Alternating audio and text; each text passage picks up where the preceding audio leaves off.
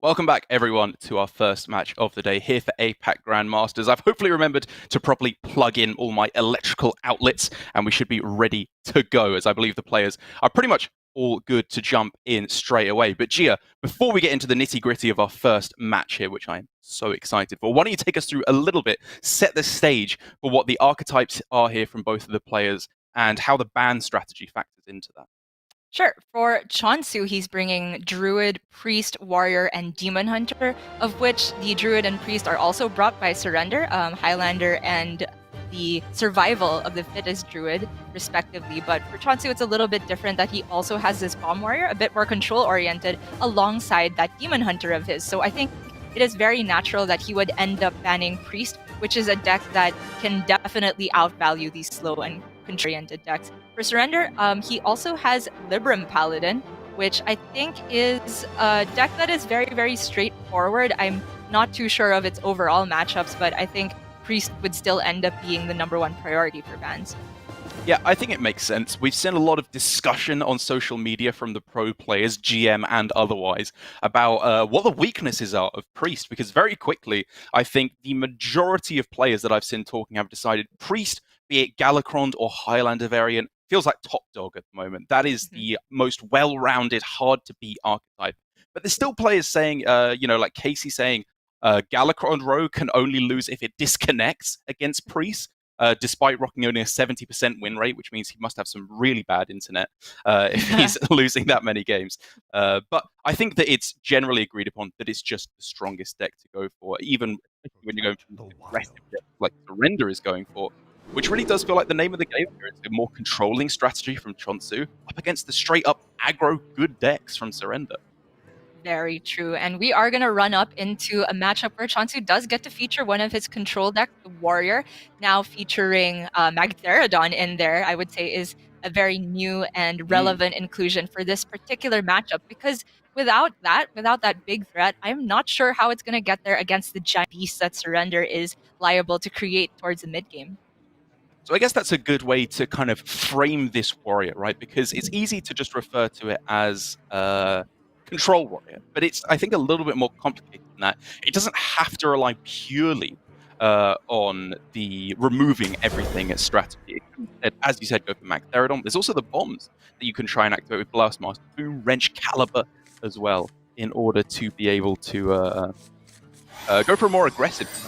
I think will probably be quite crucial up against Druid from Surrender. This is the newest version of the deck. Ysera and 2 Survival of the Fittest make it a very, very difficult deck to outlast all of its threats. Right.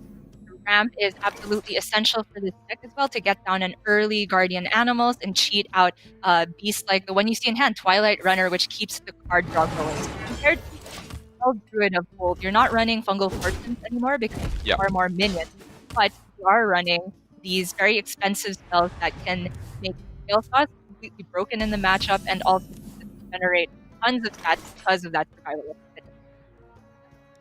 Pretty clear game plan set out here, I think, for che0nsu, wherein just already the decision to go for Shield Block over Bomb Wrangler sets out that this is not a curve deck like you may have seen from some of the other like Pain Warrior archetypes, even though that is in itself a little bit more complicated. I think he's setting up for these powerful swing turns, where we will see Risky Skipper plus Bomb Wrangler in order to make wideboard and clear stuff. It's a little bit more tricksy than just playing out your best threat every turn. For sure. And just looking at the list from che0nsu, this definitely looks like a list that would be made towards the early few weeks of a meta, because there's so many one-ofs in here, just a handful of cards that have been duplicated, but it's not Highlander because che0nsu still wants to make sure he has 2 of Wrench Caliber in particular. Also Brawl to make sure that the removal is more consistent. And there's so many ways he could try and approach the matchup, but against something that's a bit greedier like this Druid, I do think that he has to make sure that when he does go for the swing turn, it's going to be extremely relevant. So the Grom, the Deathwing, and the Blastmaster Boom on top of Magtheridon are the win conditions here. Just playing out the Bomb Wrangler on its own, I don't think is going to get the job done against big beasts. So it's very clearly a slow game plan for che0nsu, waiting to find the more powerful cards for him. But for Surrender on the other side, it's also a little bit of a slow game plan. He's got that really awkward play that happens when you have the effect of Nature Studies live, as in the next spell that you play will cost 1 less. But you really want to go coin into Guardian Animals, which unfortunately is not doable on turn 5, because of course the coin will eat up that reduction in mana from the Nature Studies. So just kind of carrying on here for Surrender, just playing out all the best cards that he can in the next couple of turns before he swings the board with Guardian Animals. And from che0nsu's perspective, because he's seen there was no overgrowth, which is by far the best play you can make for Druid in the early game. It really unlocks the rest of the deck. I think che0nsu recognizes, why don't I just start playing out some threats? Maybe this is one of those fringe scenarios where my opponent drew a very dead hand and I can try and take advantage by more tempo-oriented minions. That's right. And I mean, the argument is even there to be made, even though we're praising him for holding back on the Bomb Wrangler for the outcome, the potential outcome of drawing the risky skipper to activate it. Maybe it should have just been thrown down on turn 3. It's a new archetype that we're seeing relatively here in Bomb Warrior, with a few of the new cards thrown in there to change it. But different ways that it can be approached, for sure. For Surrender, they're just getting down that Twilight Runner. The stealth on this makes the card very, very difficult to deal with, and whenever it attacks, you get to draw 2 more cards. And I do expect that Surrender just wanted to curve that out alongside the Guardian Animals that he'll be putting down soon. He did not hit much ramp, but he has that Ysera in hand, and he's potentially holding on to coin for a while, so I think not going to feel too bad about it. But che0nsu is going all in on the tempo-oriented game plan, playing the Horde Pillager for no value because his hand is not saying he can afford to go slow. Yeah, I mean, it's not doing really much of anything. There were 2 real avenues that I saw here that he could try and approach. It was either the wait for this to come down, which is the expected outcome of Guardian Animals, and then follow up with, say, a Brawl, I guess, just to clear things up and then develop your minions. Or he can try and proactively develop to actually fight back against this board from Surrender that will come down with all these beasts being pulled from his deck.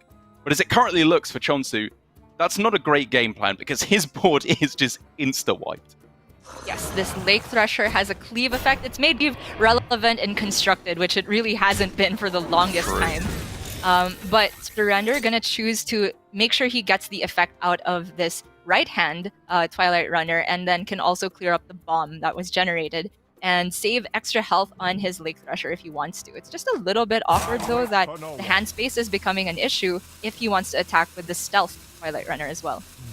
Yeah, I think the big consideration here for Surrender, as is always the case when you start having these big boards against Warrior, is Blade Storm. Even though there's only a single copy in the deck for che0nsu, you just want to be making sure that you have at least 1 low health minion there to soak up the blow, which I think was the point of damaging the Twilight Runner that he had there.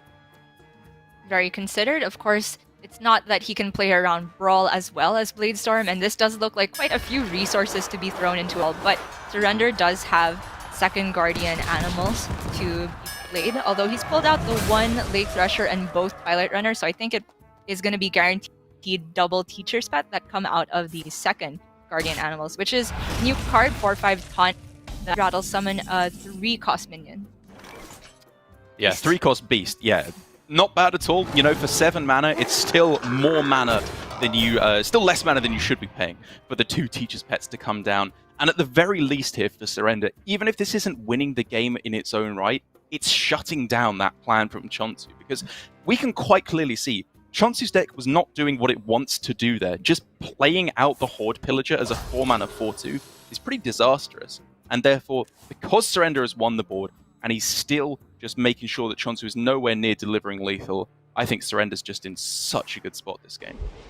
Indeed. che0nsu there, I was definitely looking at the Deathwing as a way to clear up the first halves of these minions, but maybe che0nsu was valuing that for a bit more durability later on. It's worth noting that Surrender, having already put all of his beasts in the deck on board, the survival of the fittest, 2 copies in his deck, is significantly weaker. It will not interact with the Dream Portals from Ysera. So maybe che0nsu is thinking now that he is actually able to go for a control game plan. Yeah, I mean, there are very few cards that it does interact well with at this point. You mainly, I think, using it as like a 0-mana +4/+4 buff on Kael'thas once that comes down later on. And of course, Speaker Ghidra, if you can make the combo happen. But before any of that starts occurring, I think we're looking at Ysera in order to get those dragons in the deck and really start locking down this board. I would completely agree. I think what Surrender's main consideration should be also is how he wants to use these bog beams, because it's looking like if you play Ysera, you definitely want to follow up with the overflow and try and pull out those dragons, not give che0nsu any time to breathe, because he's just seen a brawl, doesn't want to give che0nsu time to draw the second one, or perhaps a Blade Storm. And so, even though this 4-1 into 5-4 trade looks a bit juicy, I'm definitely looking at clearing out some hand space. Time waits for no one. Nature speaks to you. Hydra instead, with the interaction of cards that originally cost higher but go down to 0, you do not get the original cost on gift. Right. So Surrender choosing to go for swipe there. Yeah, it's an interesting play, right? Because you and I were both expecting Ysera because it feels like high tempo now, and of course minions shuffled into the deck with the Dream Portals. But I think what Surrender is playing for here is, again, talking to that aspect I was just referring to of proactively developing the board. Not because you think it's going to win you the game on its own, but because it just shuts down any play from che0nsu.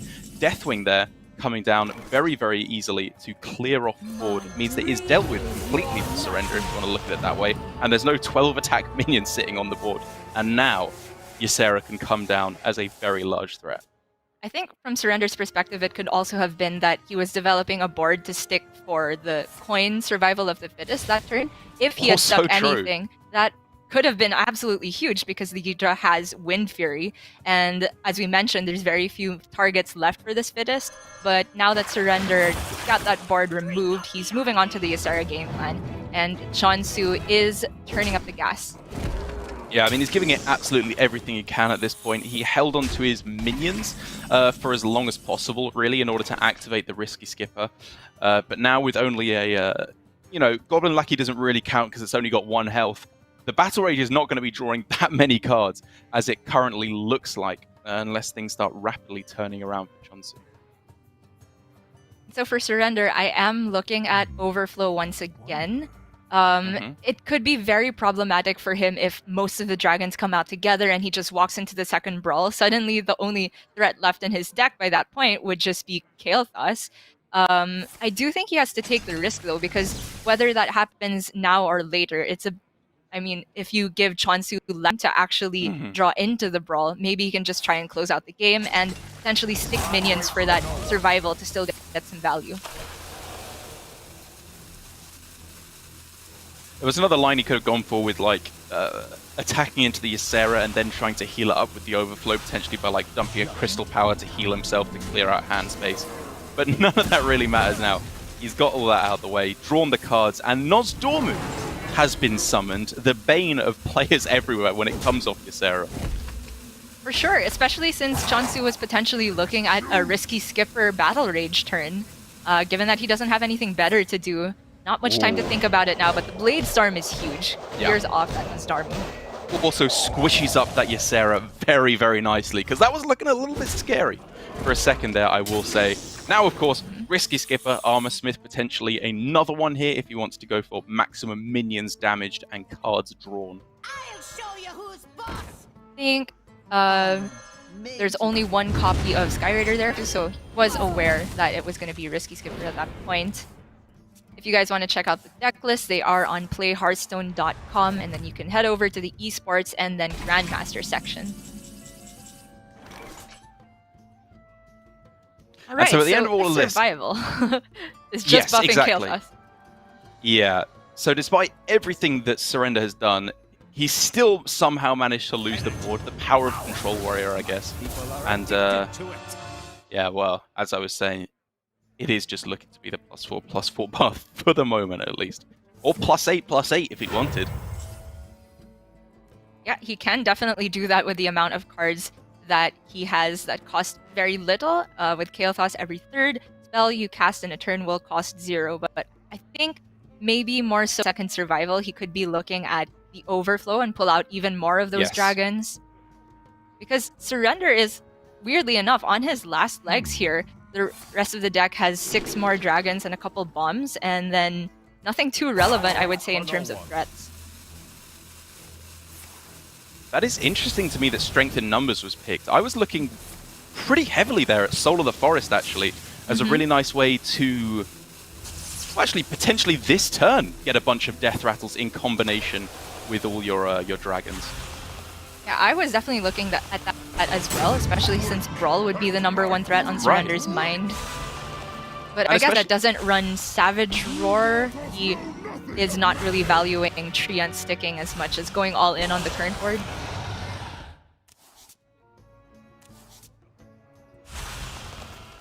It was Dragons out. a weird turn altogether from Surrender, because obviously you want to go for the draw first and then the survival of the fittest, so that you can buff all the dragons that come onto the board instead of just getting them onto the deck. Yeah, good spot there. I didn't actually think about that interaction. Not that it's really going to matter in the face of Brawl, but I do think that it could have been a bit more optimal from Surrender. Yeah, I think that was a bit of a missed opportunity, to be perfectly honest, because the side quest does literally nothing, and he didn't need it in order to activate che0nsu for an extra time with Crystal Power available, or just Ironbark Lightning Bloom. We could have been looking at a fairly large board there, admittedly, like you said, of 2/2s. It's very possible, as the prophecy is fulfilled, Armorsmith always wins. It's very possible that the 2/2s wouldn't have got there anyway, but I'm pretty surprised, I've got to say to you, I haven't seen that matchup too much in the most recent form of Druid, but it looks like Warrior just kind of has enough removal to get there. I think scenario. I do think that based on my limited experience, but just also looking at the way the deck is built, that Druid should be quite favored in the matchup. It's just that Surrender hit a very, very awkward draw, and he did play to just pulling out the Guardian animals early, not really getting the early ramp, and then having very little value on his Survival of the Fittest. And also the fact that Ysera was towards the end of the deck meant that the dragons were not really staggered. They all came out towards the end there, except for the Nozdormu. But I have to say, though, to che0nsu's credit, that was pretty well played indeed. I think holding back the Deathwing for a different clear when he didn't need to use it yet gave him just that one extra piece of removal to outlast all of Surrender's threats. Yeah, I think he spotted the win condition very well. We were talking about the proactive game plan of the Warrior with the likes of Grom, Deathwing, and of course the bombs that you can go for. But there's also still just the control aspect. It's called Control Warrior for a reason. And I think che0nsu embraced that very, very well in that game plan, just fatiguing Surrender as his win condition, which does mean that he is, of course, sailing up to 1-0 in our first series of the day. Should he win, he will head up to the winner's bracket to be playing up against either Glory or Flurry, which will be our second match of the day. But I'm getting ahead of myself here. We are going to go to an ever so slightly quick break before we come back with the conclusion of this series between che0nsu and Surrender in our first match of the day.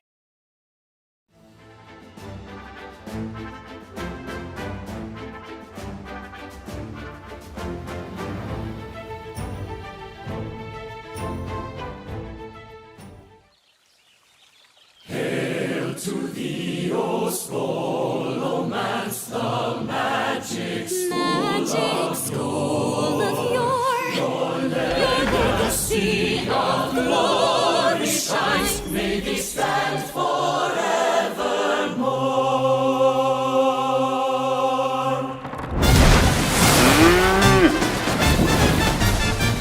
Take your place where magic bends to your will, but you'll have to study hard. So many clubs and colds. Excuse me, I misspoke. Take your pick out in the yard. Test your brains or put their spells for a call. Double major honor roll. Just be sure to stay upstairs in the hall. Else count goes on to steal your soul. They're kidding, of course.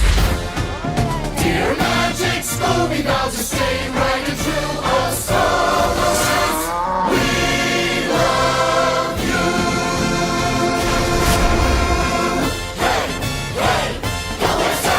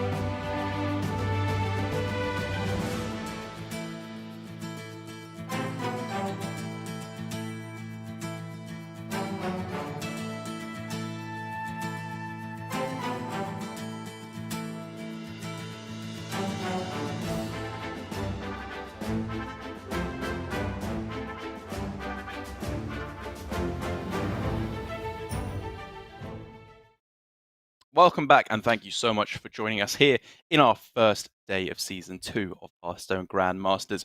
Right at the start, you couldn't be watching at a better time if you tried, whether you're jumping in or are a veteran Hearthstone esports viewer. It's going to be some great matches, of course, today from Asia Pacific and then later on Europe and America's many, many hours of entertainment.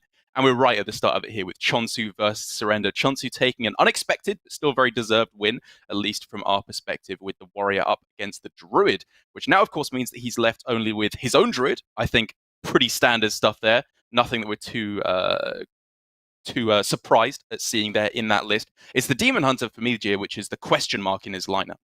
Yes, this control demon hunter is not something that was brought very much in Asia Pacific, and demon hunter at all as a class was hardly brought because I don't think there was a single tempo player. Maybe in the other regions we could see, but looking at the win rate over in the Swiss portion that was played in the past 2 days, demon hunter has actually had among the highest win rates, if not the highest. Granted, it was quite a low sample size, but I think this deck has tons of potential.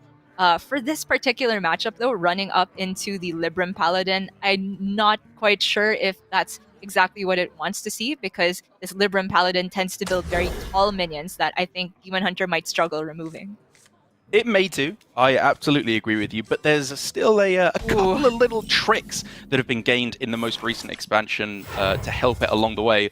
The flag bearer of which for me is Mage Hunter there, already in che0nsu's hand. Despite being called Mage Hunter, I think Paladin Hunter might be a more apt name, because silence, when it attacks in, silencing whichever minion it attacks, is so huge up against a deck that relies almost entirely around these incredibly powerful buff spells. That's right. That particular tech from che0nsu, I think, could absolutely make this matchup far more favored for him than it normally would be, because how this new version of Libram Paladin works is that you still have that core of the Aldar Truthseeker and Aldar Librarian, but you also now have these dual class cards, High Abyss Allura and the Devout Pupil, which allow you to take advantage of the buff spells in the deck. The big one being Blessing of Wisdom. Sorry, not Blessing. Libram of Wisdom, which gets so much value and then combos off with Lady Liadrin towards the end. Yeah, I mean, there's so much stuff working in this deck. I also think one of the sneaky best cards that it got was Blessing of Authority, +8/+8 for 5 mana. It's so much tempo that you are gaining, even if you can't attack face with the minion when you buff it. And then, of course, the really big ones, like all just the buff spells working together, and like you said, High Abyss Allura. But I think one of the early cards that allows this all to work, as we've been seeing in action here, is First Day of School. It's just been working so well here for Surrender, with even this stealthy little Blood Imp just waiting to be buffed and push face for a lot of damage. Yeah, and I think that was really heads up from Surrender to buff his minion that he just played that turn. Even though he doesn't get to push any face damage, he did not want to buff the Blood Imp because he's relying on this being stealth to continually give his board a little bit more resilience. And I think resilience is absolutely important. Every single bit of extra health matters against Demon Hunter, because they have, I guess, limited ways, or rather very discrete ways of dealing with your smaller minions. The weapons, the twin slices, if you can get one of those to even attack twice, it would have been taken out in one hit. It could make the big difference in the matchup. It really, really could.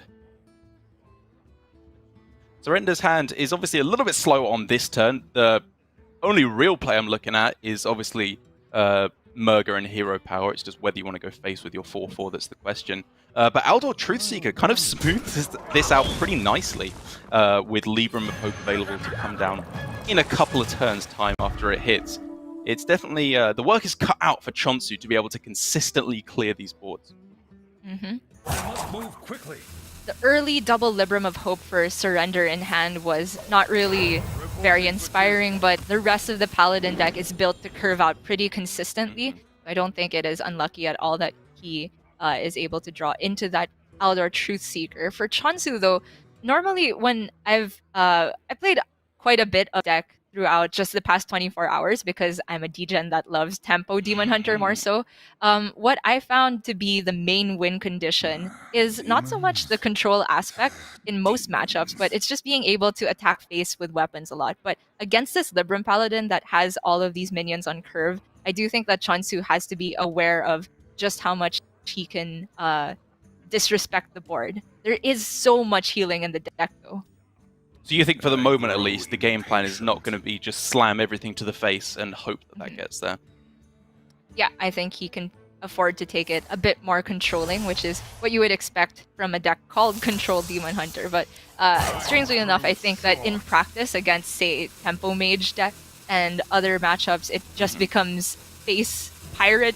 It's not pirate, but it's weapon Demon Hunter. I get the thought behind it. It's kind of how the most recent build of Mage that runs the all that nonsense with Tortollan Pilgrim has kind of been called Shudderwock Mage, even though it has nothing to do with Shudderwock whatsoever. The different names carry around a lot in Hearthstone.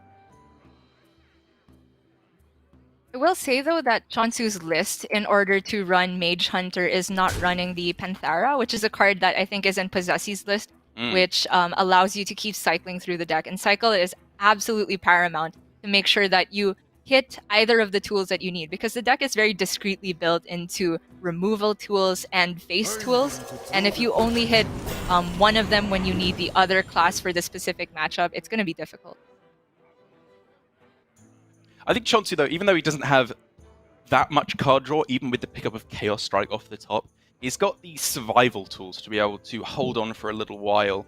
Like, even this turn, we're looking pretty close to a Blade Dance clear, right? It actually being available if he wants to, if he uses the coin and both Twin Slices here. Does sound a bit expensive, so I don't mind from che0nsu here, just dealing with the 4/6. The McGurgle is not presenting very much of a threat for him at all. And he could potentially even use Mage Hunter into that if he wants to deny the Prime entering the deck. I think that Mage Hunter is the real kicker here for me as well, because Reporting for duty. the problem against Paladin is that leaving any minion on the board can just spell disaster because of all the buff spells that are available. But even if Surrender was able to find one of those big buff spells like the Blessing of Authority in order to make it nice and big, the Mage Hunter is there, ready to go to take it out. So che0nsu has the liberty, I think, to leave 1 or 2 minions on board and clear up thereafter. Interesting choices for che0nsu. Of course, me loving to go face, I am looking at Inner Demon, but it is not appropriate for this situation. I have to say, Immolation Aura could make things a lot smoother for che0nsu when he wants to start clearing off these more annoying minions. The McGurgle and particularly the Goody 2 shields, I think that has enough attack on it to make che0nsu warrant using some pieces of removal, whereas the rest of them are not really outpacing the heal that che0nsu gets. I actually kind of think that Inner Demon was the correct pick there, weirdly enough. Really? Because even though you're facing down a bunch of small minions now, is that really going to continue for so long? Are you going to have to start moving towards your own win condition? He has the Blade Dance available, so on turn 10, that is in its own right a huge board clear. Maybe I'm underestimating how aggressive the Paladin deck can go. Yeah, it's tough because you have to consider what is that win condition to begin with. From the way the game has gone so far and the way that che0nsu's hand did not have so much cycle to put out consistent weapon damage to the face, it looks like it was more of a survival thing. But in terms of surviving versus this Paladin deck, it's really hard to outvalue them because as we see there, that Lightforged Crusader adding Tyrion, a huge high roll in this specific scenario, but even without that, there was the 2 Librams of Hope, which would be regenerated by the Lady Liadrin. It's tons of threat. The downside here of Soul Fragments is becoming abundantly clear for che0nsu, because sadly, even though they draw you an extra card when you draw them, off of the Skull of Gul'dan, it does not get the reduction. It is the Soul Fragment itself which gets the reduction, which of course means nothing. And so che0nsu, keeping the draw engine up is good, but he's a little bit tight on mana now for the next few turns. Yeah, it's really rough. He wasted the healing as well. And we're seeing this new card, Soul Shard Lapidary, enter the hand, which has the battle cry of destroying a Soul Fragment in your deck to give your hero +5 attack. So in a lot of the cases, it's 5 mana, 5/5 +5 attack, which is really insane, but more for a game-closing situation, whereas for che0nsu, he's in the defensive position, and even if he decided to send a lot of the damage face, Surrender has heal of his own in the 2 Libram of Hope. Multiple ways to clear this board, though, for che0nsu, depending on what he wants to, depending on how much he wants to deny that Ashbringer, because Mage Hunter can obviously be used here to get rid of that death rattle, which is pretty scary, I will fully admit. 15 damage to the face is not something you want to see. But he could, of course, just go with Immolation Aura, Soul Shard Lapidary, and then Blade Dance to mop up the rest.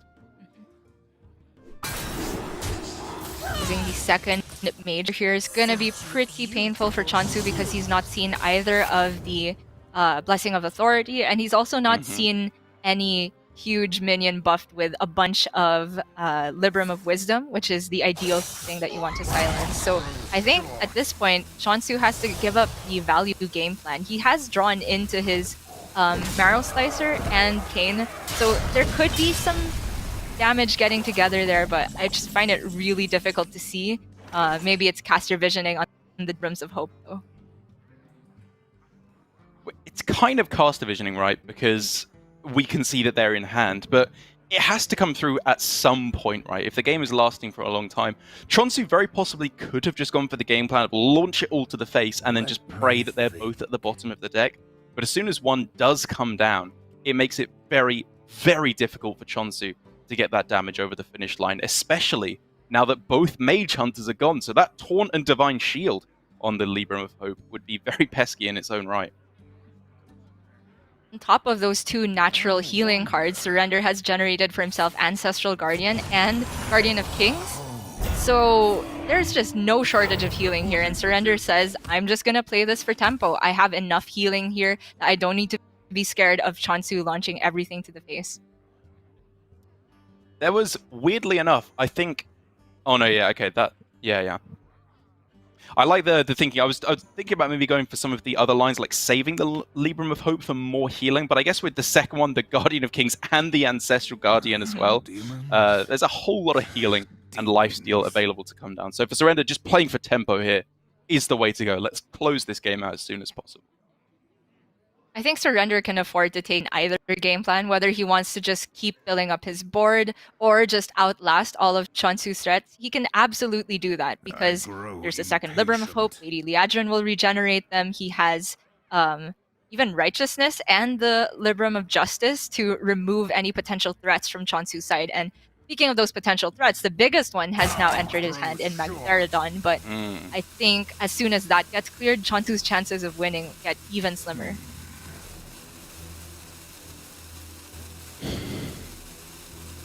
I mean, I like that che0nsu is taking his time on this turn because this starts to feel like the crossroads of the game. This is where he has to choose very carefully what his strategy is going to be. And he has decided here, he's using his trump card of che0n Sunfury here in order to bypass that taunt. And he's saying, all right, the Libram of Hope has come down, one of them at least. I'm going to pray that the second one isn't there and kill you as soon as possible. Right. And he's also setting up for knowing that the Cane gets cleared, and so the thing will have taunt once again. He does have Magtheridon to potentially deal with the rest of the board. And then he also saved the first charge on that Marrow Slicer to make sure that he has some flexibility, because the first charge of it is definitely going to be used with Blade Dance at some point, and then the second one he can decide whether he needs to send it into a minion or to the face. And I've got to say, Gia, having mostly played aggressive/tempo decks so far this expansion, I haven't really got to appreciate the power of Libram Paladin in the late game.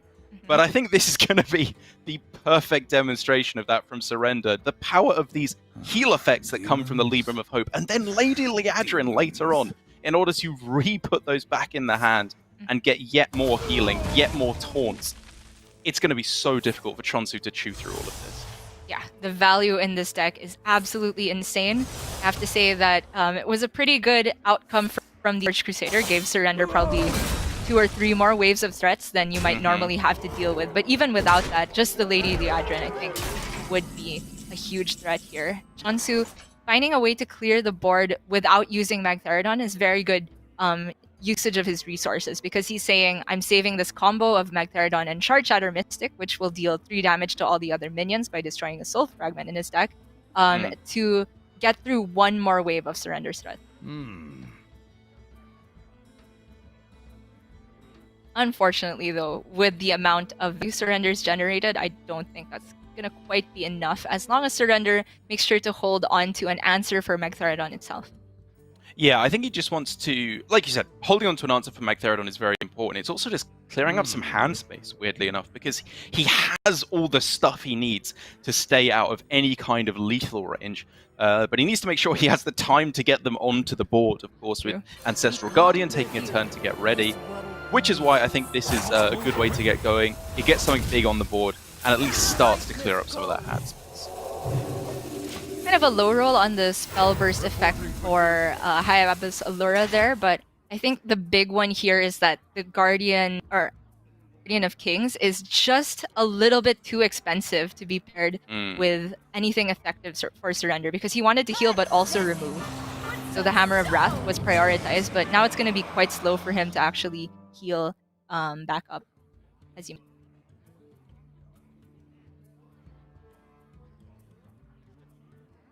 So obviously for che0nsu now, with these 3/3s in play, he needs to consider how much does he want to use them for removal versus a threatening board presence.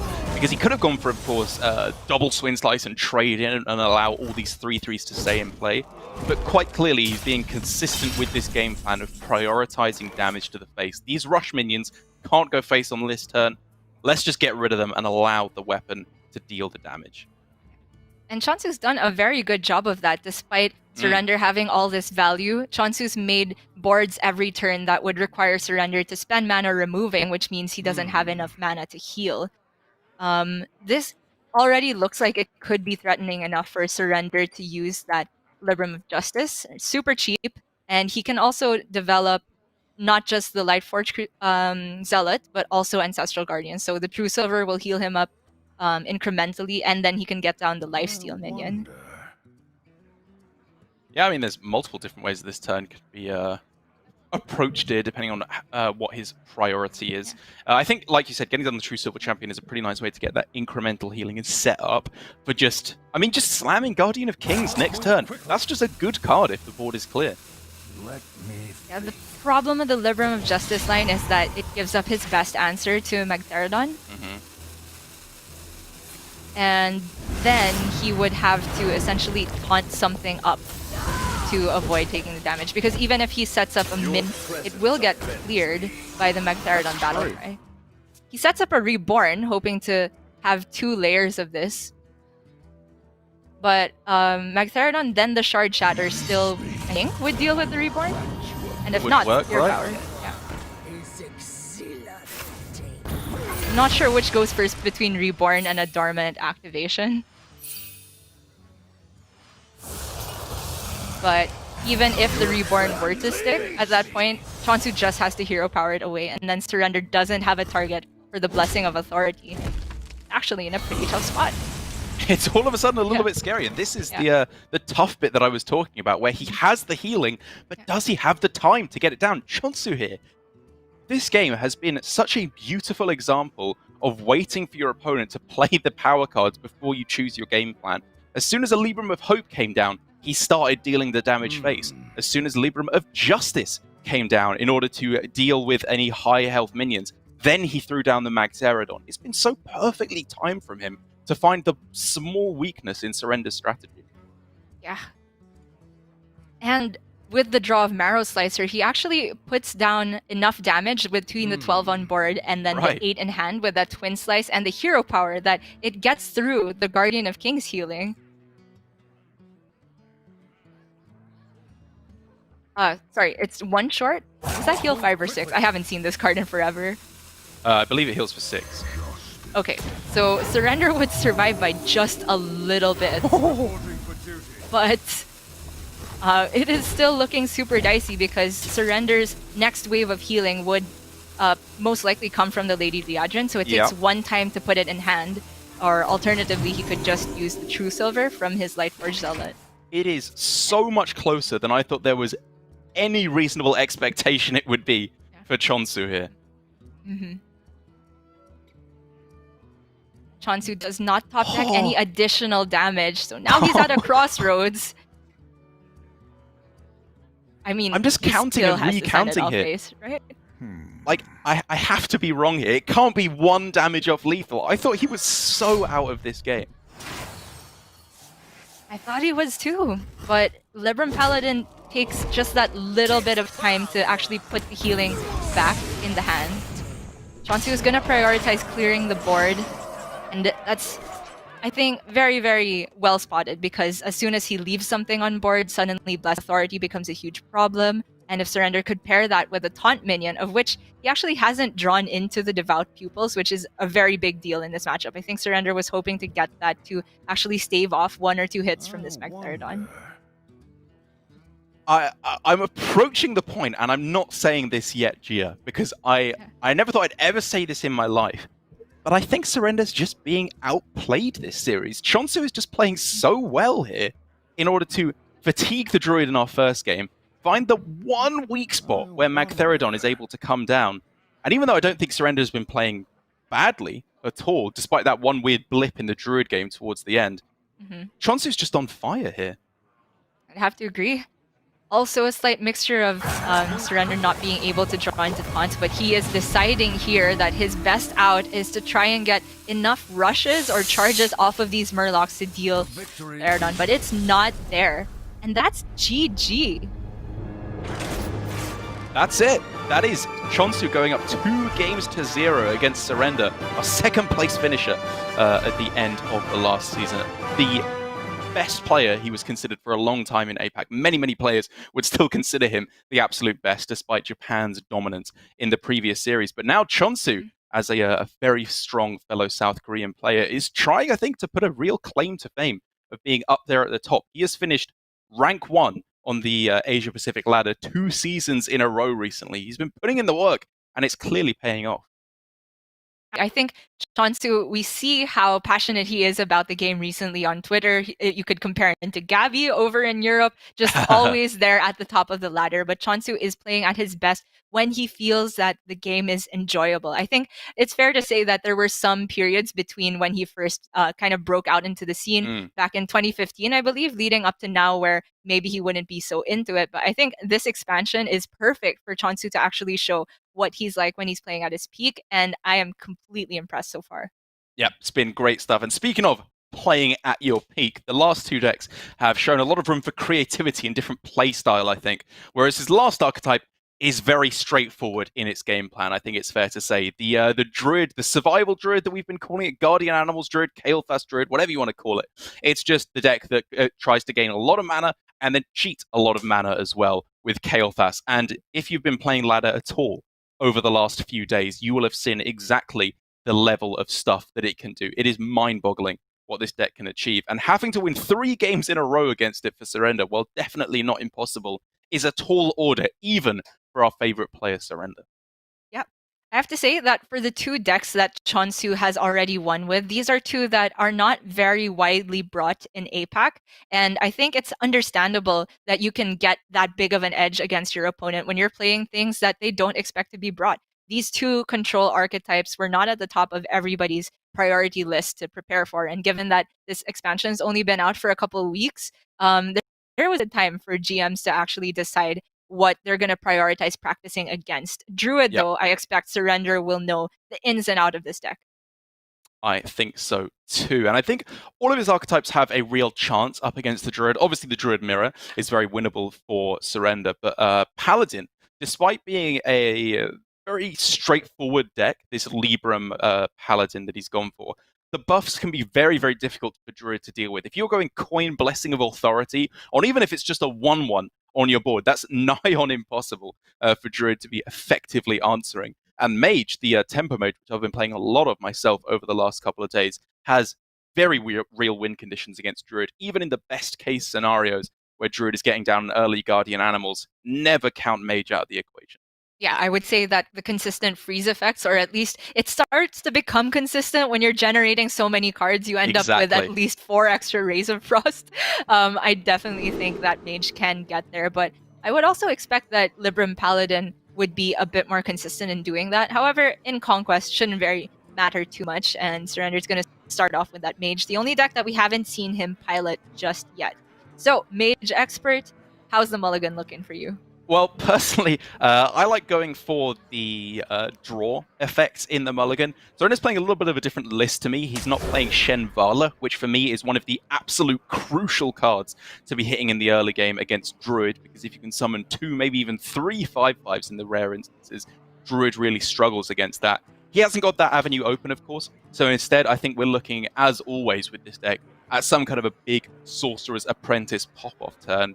And even though I have usually, I feel like in Druid, been keeping the AI because I think you have the time to go for that, there's also real strong arguments to be made for a more tempo-based game plan with something like Lab Partner, Spellwing, into the Firebrand. This is still just a decent bit of board control that can be gained at the start of Surrender.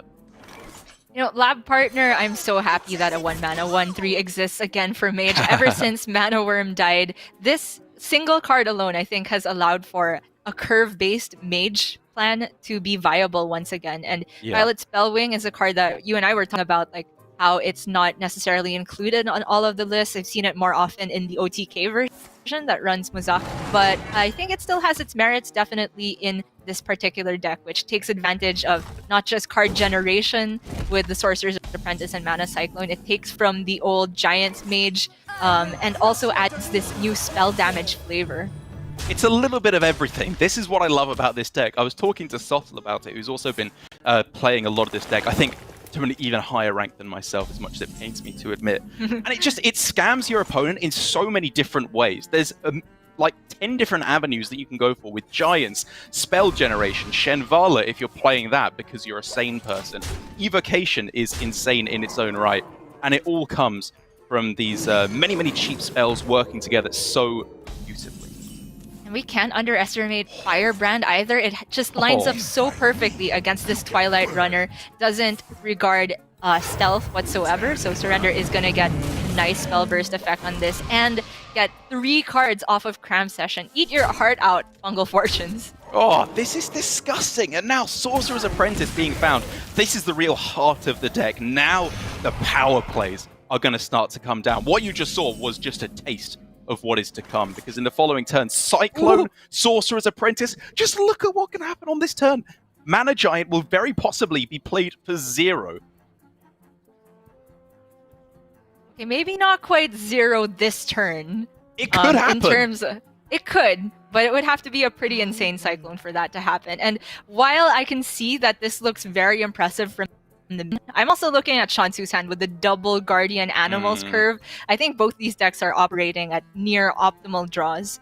For Surrender, though, it does look like this could be at least a bit of a pop-off turn. Yeah, I mean, there was definitely argument to hold off for a turn on the Apprentice, but if he is going to go for it, you got to go for it right now, because this can take a lot of time, a lot of APM, before you're able to get your turn done. Mana Giant gets cheapened every time you play a card that didn't start in your deck, so it's not quite just any spell, but it does count the second half of these twin spell effects. Discovering Shenvala, which is not originally in the deck, is huge as well. That is a big deal. It's a card that players have been arguing back and forth. Crane, obviously one of the premier ladder grinders, I suppose, is his big claim to fame at the moment in Hearthstone, has said you just shouldn't include it, even if you have it in the deck. But I think it is a fantastic card to include, and especially against Druid is super, super powerful.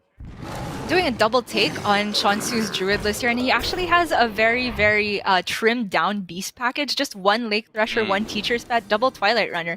And he already naturally played a Thresher and Twilight Runner. So as far as I can see, the second Guardian Animals is going to be a whiff. Yikes. And not being able to pull out the Thresher for Rush is huge as well, because now it's not the entire board that gets cleared up, but between these removal spells, he does get to remove all the problematic minions. I mean, this is why a lot of players have been resorting to include Dr. Broom, as I believe he's been dubbed now, with the broomstick able to give Rush to all your minions, because the Lake Thresher, as you said, without Rush is a pretty underwhelming minion, to be perfectly honest. The 5-mana 4/6 is not good enough to be played in a top-tier deck. So maybe next week we'll be seeing a little bit more of that included. But at the moment, at least, like you said, it's starting to look a little bit scary for che0nsu, because whilst he is slowing down, Surrender is speeding up. Ooh, gets the full snipe on 1 minion. Granted, Surrender had other minions kind of clean up no matter how the damage was distributed there from the spell burst. I was considering that as the Shenvala turn, but maybe he wanted to save the Rays of Frost for something a bit more impactful. What to do? What to do? Yeah, it's only the single Ray of Frost now, I believe, as well, without the twin spell effect. So just just freezing rather than damaging. Or, well, I say, of course, it's always Ray of Frost that you can discover here is another one. And that is probably the way to go, I think. Generally, just the cheapest option, if you're not sure, is the best way to go in this deck. Definitely think that's a snap pick there. Surrender also leaving up the Teacher's Pet because using a ping to get rid of it seemed pretty slow, and also it would leave the Death Rattle beast on the board. che0nsu gonna keep drawing through the deck, knows that the Guardian Animals is not too impactful for him anymore, but he does pick up now che0nsu and the second Overflow to potentially give him a survival turn later on. Also has that tech of Living Dragon Breath to prevent his minions from being frozen. Yeah, I mean, I think that this card was a little bit of a miss from che0nsu. If I had to fault his lineup on anything, it would probably be a slight misread of the metagame, because Living Dragon Breath was really used when the OTK version of Mage was popular a couple of days after release, with, of course, Mozaki being able to gain ridiculous amounts of spell damage and kill your opponent that way. Now the tempo version of Mage seems to be a little bit more popular, where Freeze plays a little bit more of a backseat role. But in this particular matchup, he may have found the spot where it works for him. Also getting a couple of cheap cards out of the hand, because it looks like he's going to be ramping up with the Kale card draw for the following turn. For Surrender, though, this is already looking like the turning point for him. He knows that che0nsu has just drawn into a bunch of things, and he could very well be facing a large board of threats following up. So I think Surrender needs to start developing things of his own.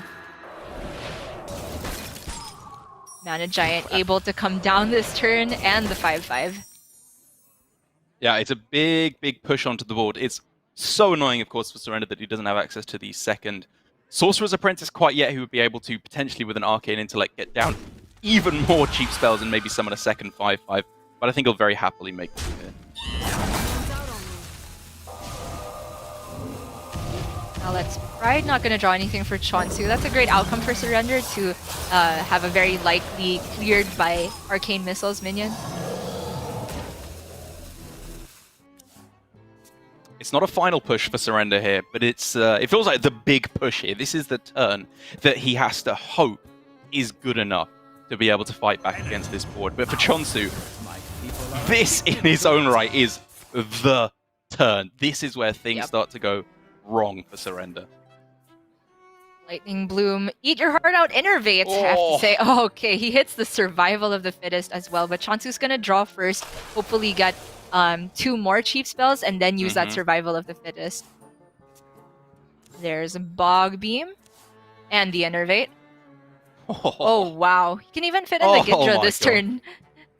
However, the Ghidra's not gonna get buffed very significantly, because everything will be costing 0 by the time che0nsu is through with it. And the problem is as well, at 9 mana, he can't go Overgrowth and then excess mana if he wanted to get potentially a 4th activation, or sorry, a 3rd activation of che0nsu all in one turn. So, like you said, just relying, I think, on one Survival of the Fittest to be good enough. And, you know, between the Wind Fury and Rush on this Ghidra, I think it definitely gets the job done. He clears the most problematic minions and leaves only that Mana Reservoir in a 5/5 for Surrender.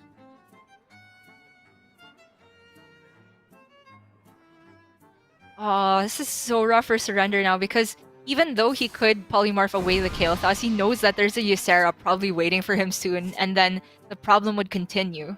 Evolving Missiles is huge, though. Yeah, he's potentially looking at a turn of Respite, because there is 2 overloaded mana. And maybe, like you said, with the Devolving Missiles here, he'll be able to slow things down enough. But missing thrice No! the Anubisat Defender, and then leaving it with, what, Squall Hunter? A 4-mana 5/7 with spell damage, which is not irrelevant in its own right. Disaster for Surrender. Left him with an overstatted minion for its cost. That's really rough for Surrender now. I think he was looking at setting up a good Frost Whisper turn, but it's just too expensive to pair with Blizzard now. Surrender is forced to polymorph away that minion. And che0nsu can just follow up with There's just no rest for Surrender. No rest for the wicked. pretty close here, I think, between Worthy Expedition and Mark of the Wild could be used on Ysera as a kind of budget Iron Bark at this point in the game. But being able to go for some kind of a big heal effect with Worthy Expedition or some draw as well, just a lot more flexible, which is what you want at this point. Yeah, I think for che0nsu, the only way he loses is if all those dragons are at the very bottom and then he just draws some blanks for a couple turns. So the Worthy Expedition gives him even more potential to draw and consistently fill up the board for the next turn. This all knows to help Surrender cycle towards something, but I don't think there's Frost Nova in the list, so that's not gonna give him really any substantial way to deal with the board. Yeah, I mean, at this point, I think we're starting to look at deal some damage to the face. Frostbolt here is respectable if you want to go for that. Or, of course, second Primordial, just to get another spell damage. But basically, we're looking at going for a big evocation, getting a bunch of burst damage spells, and trying to cheese out the Druid that way, because this is just going to be too much tempo from all these dragons. Yeah, Evocation is already looking like Surrender's last resort here, and I've seen it do some pretty crazy things even without Third Passage in the deck. If he could just generate ways to stall turn after turn and then eventually hit a Yogg box or something, there are very real ways to still pull out the game. Worth mentioning, of course, that there was a hotfix last night, which means that cards can no longer generate or discover themselves.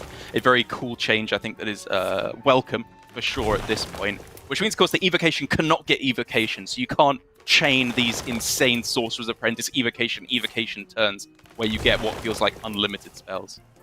And you can't Jandis into Jandis anymore either. But you can, however, still play Disciple of Galakrond into a Disciple of Galakrond. Maybe in the next hotfix.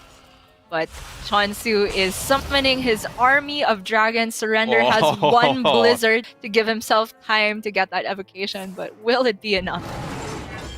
I'm going to go ahead and say probably not for Surrender here. Especially as Living Dragon Breath is just waiting there to deliver that lethal damage. Sorcerer's Apprentice is found. But I think it's going to have to be a little bit more than that. Maybe Evocation off of Steward of Scrolls? It leaves him very light on mana, though. Yeah, he doesn't necessarily... I know, I think at this point you kind of have to expect the second survival being in hand, or if not, it's going to be drawn after more dragons are summoned, so I don't think he can afford to not freeze.